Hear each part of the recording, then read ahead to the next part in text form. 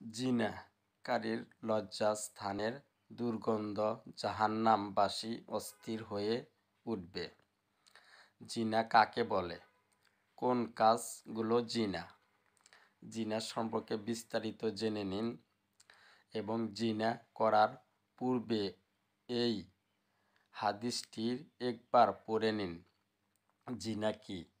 শুধু অবৈধভাবে মেলামেশা করাকে জিনা বলা হয় না। হাদিসের ভাষায় জিনা বহু প্রকার বিভক্ত, যেমন ১. কোনো বেগানা নারী অথবা পুরুষের প্রতি দৃষ্টি দেওয়া চোখের জিনা। ২. যৌনতা সম্পর্কিত অশ্লীল কথাবার্তা বলা জিহ্বার জিনা। ৩. বিবাহ সম্পর্ক ছাড়া অবৈধভাবে কাউকে স্পর্শ করা হাতের জিনা। ৪. ব্যভিচারের উদ্দেশ্যে হেঁটে যাওয়া পায়ের জিনা। ৫. সে সম্পর্কিত খারাপ কথা শোনা কানের জিনা। ৬. জিনার কল্পনা করা ও আশঙ্কা করা মনের জিনা। ৭. তৎপর লজ্জাস্থানকে পূর্ণতা দেয় অথবা অপূর্ণ রেখে দেয়। বুখারী ও মুসলিম, সুনানে আবু দাউদ, সুনানে আই সাঈদ। অথচ আমরা কেবলমাত্র সর্বশেষ ধাপটিকে জিনা বলে মনে করে থাকি। এবার ভেবে দেখুন, আপনি এই সব কাজের কোনো একটির সাথে জড়িত নন তো? জিনা সুস্পষ্ট হারাম।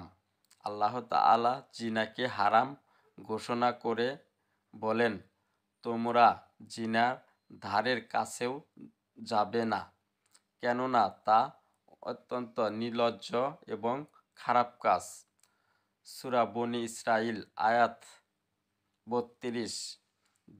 জিনার শাস্তি। জিনার শাস্তি অত্যন্ত ভয়াবহ।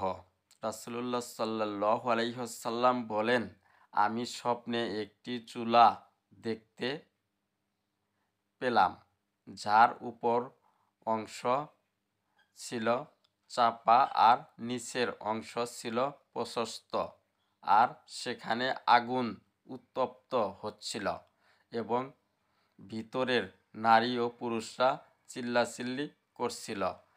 আগুনের শিখা উপরে আসলে তারাও উপরে উঠছে, আবার আগুন নিমজ্জিত হলে তারা নিচে যাচ্ছিল।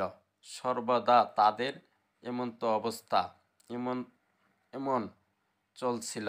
আমি জিবরাইল আলাইহিসসালামকে জিজ্ঞেস করলাম, এরা কারা?